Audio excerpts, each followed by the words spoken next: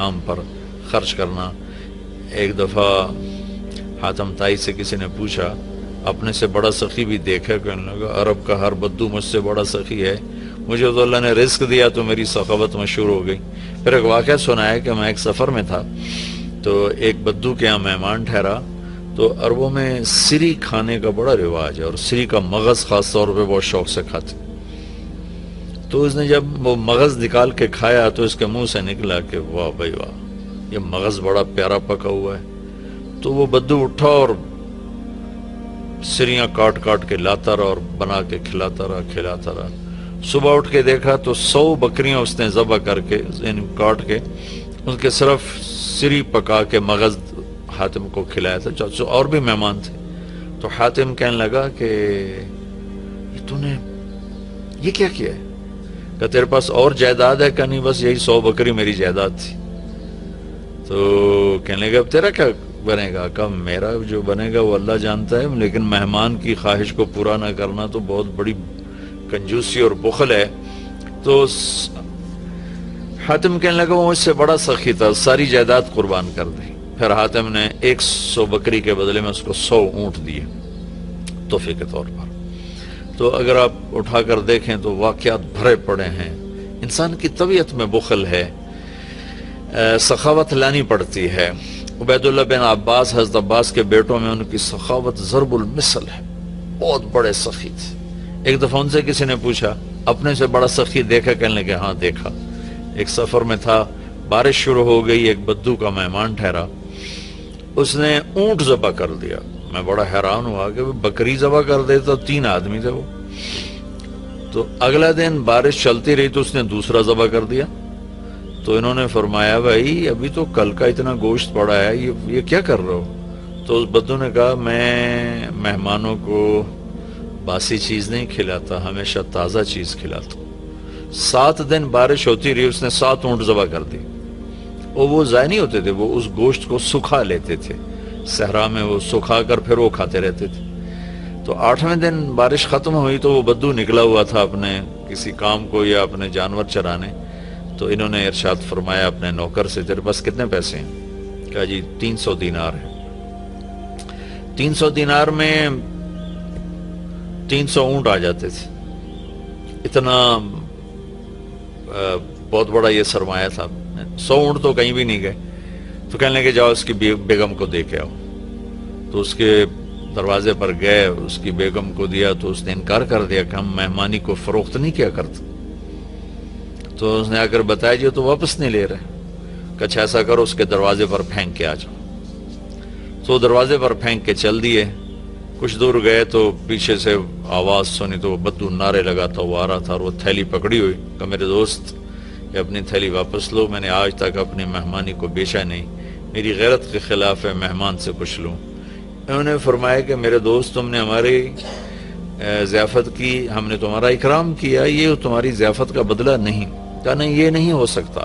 انہوں نے فرمایا پھر ہم بھی اہل بیت ہیں، ہم بھی یہ نہیں کر سکتے کہ ہمارے گھر سے کوئی چیز جائے اور واپس آئے۔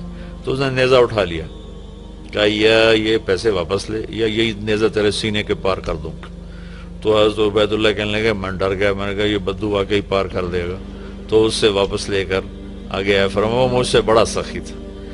تو اگر طبیعت میں بخل ہے تو سخاوت کے واقعات پڑھیں، طبیعت میں بخل ہے تو قبر کو یاد کریں۔ ہمارا دیس بہت غریب ہے، اللہ کے واسطے اللہ اپنے اوپر خرچ کرو، جائز خرچ کرو، ضرورت کا بھی کرو، سہولت کا بھی کرو، لیکن فقیر کو بھی یاد رکھو، غریب کو بھی یاد رکھو۔ میں ایک جگہ ضیافت میں شریک تھا تو میرے ساتھ میرا ایک شاگرد بھی تھا۔ ہم اٹھ کے چلے تو وہ مجھ سے کہیں پہلے اٹھ کر گیا، ایک کونے میں بیٹھا تھا، میں نے دیکھا تو رو رہا تھا۔ میں نے کہا کیا ہوا؟ کہنے لگا کچھ نہیں جی۔ میں نے کہا بتاؤ تجھے رو کیوں رہے ہو؟ کہ یہ جو آج ضیافت تھی ایک وقت کی، اس پر جتنا خرچ ہوا ہے اس پر میرا پورا مہینہ گزر سکتا ہے، میرا اتنا لو لیول ہے زندگی کا، لیکن غریبوں کو پوچھتا ہی کوئی نہیں ہے۔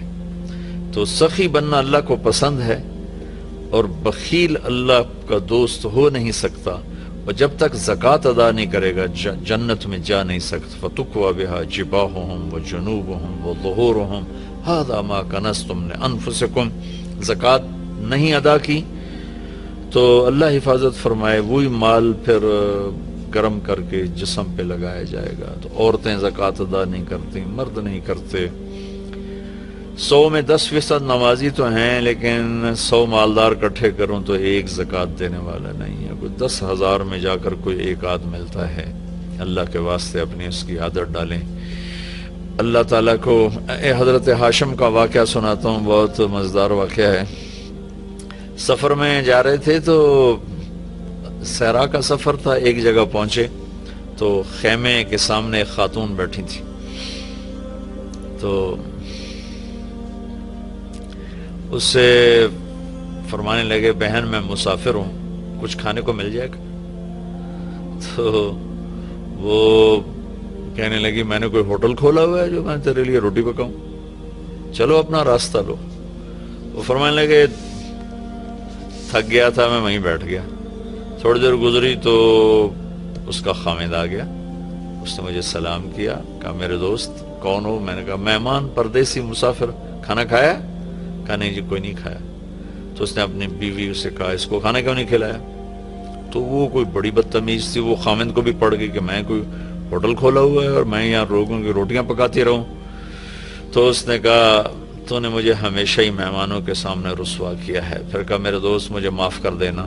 اس نے جا کے بکرا ذبح کیا، صاف کیا، پکایا، کھلایا، پھر معذرت بھی کی اور روانہ بھی کیا. اگلی منزل پر پہنچے تو وہاں بھی ایک خیمہ تھا. وہاں دیکھا وہاں ایک خاتون بیٹھی تھی. تو ان کا بہن مسافر ہوں، کچھ کھانے کو مل جائے گا؟ کہ بسم اللہ بسم اللہ، مہمان تو اللہ کی رحمت ہوتا ہے، آپ تشریف رکھیں، میں ابھی آپ کے لیے کھانے کا انتظام کرتی ہوں. وہ جلدی سے گئی، اس نے ایک بکرا ذبح کیا، صاف کیا، پکا کے اس کے سامنے رکھا تھا کہ اس کا اوپر سے خامد آ گیا. تو اس نے ایسے بڑی خوفناک نظروں سے دیکھا. کون ہو؟ کہا جی پردیسی ہوں، مہمان ہوں. یہ کھانا کہاں سے آیا؟ کہا جی یہ اس خاتون نے دیا ہے. تو اس نے اب چڑھائی، وہ بیوی تھی، اسے چڑھائی کر دی. میں نے یہاں ہوٹل کھول کے رکھا ہوا ہے، جو آتا ہے تو کھانے کھلاتی ہے، تو مجھے بھوکا کر دے گی، مجھے کنگال کر دے گی.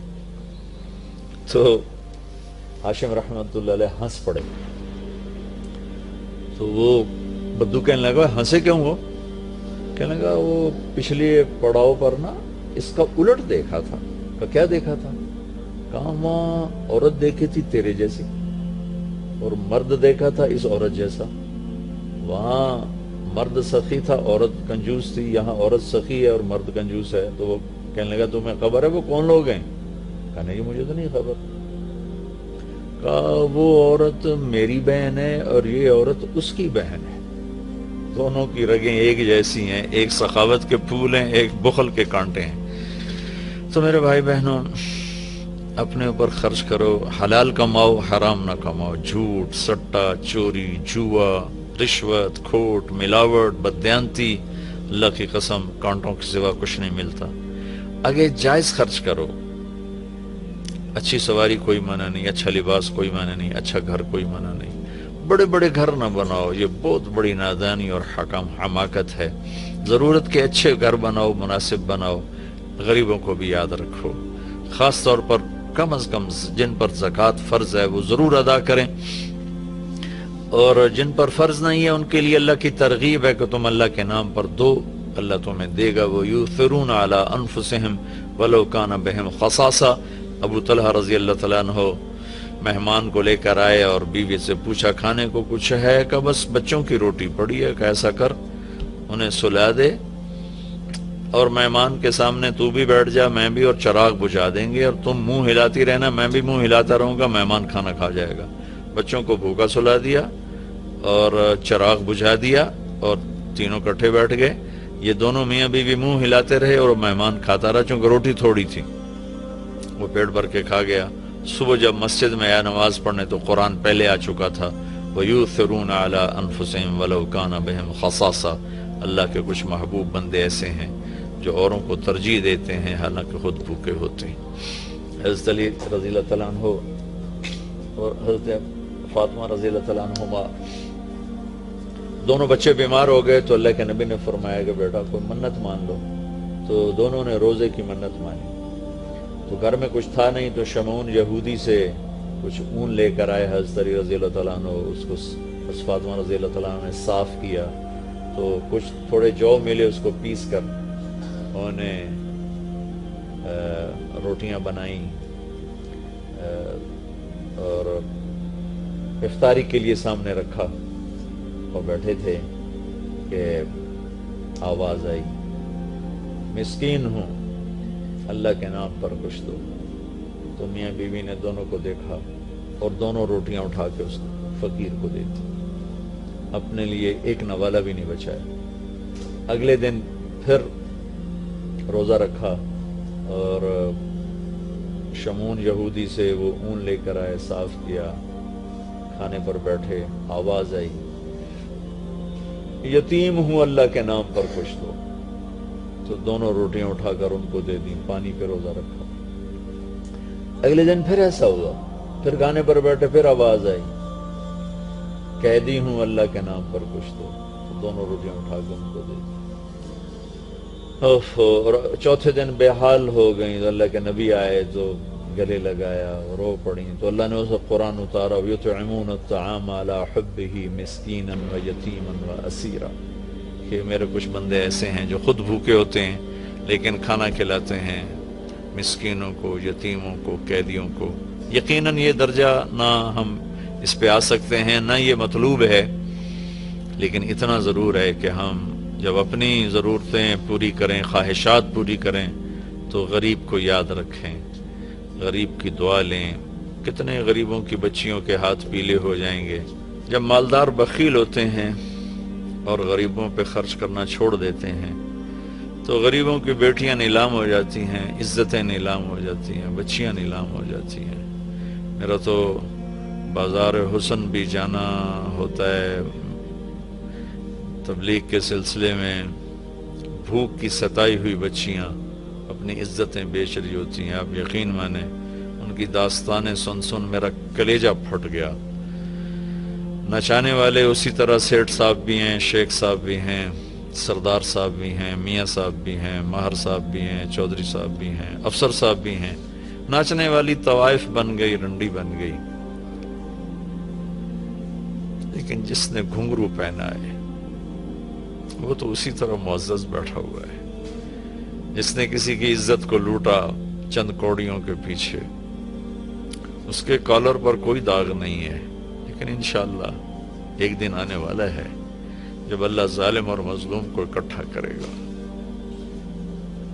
یہ امتحان کی جگہ ہے، یہ جزا سزا کی جگہ نہیں ہے، ورنہ حسین جیسے کہ سر نیزے پہ چڑھتے اور یزید تخت پہ بیٹھتا، شمر غراتا اور اہل بیت کی چیخ و پکار ہوتی۔ یہ امتحان ہے۔ مالدار لوگ سخی ہوں تو غریب بھی عزت سے زندگی گزارتا ہے۔ ایک حدیث سناتا ہوں، موسیٰ علیہ السلام نے اللہ تعالیٰ سے پوچھا، یا اللہ جب تو اپنے بندوں پہ ناراض ہوتا ہے تو کیا نشانی؟ تو اللہ تعالیٰ نے فرمایا، موسیٰ جب میں ناراض ہوتا ہوں تو بارشیں بے وقت کرتا ہوں، حکومت بے وقوفوں کو دیتا ہوں اور پیسہ بخیلوں کو دیتا ہوں۔ تو آج اللہ کی ہم پہ ناراضگی ہے کہ بارشیں بے وقت ہیں، حکومت نااہلوں کے پاس ہے، پیسہ بخیلوں کے پاس ہے۔ اچھا، ایک ہوتا ہے بخیل، ایک ہوتا ہے شحیح، جو بخیل کا بھی دادا ہوتا ہے۔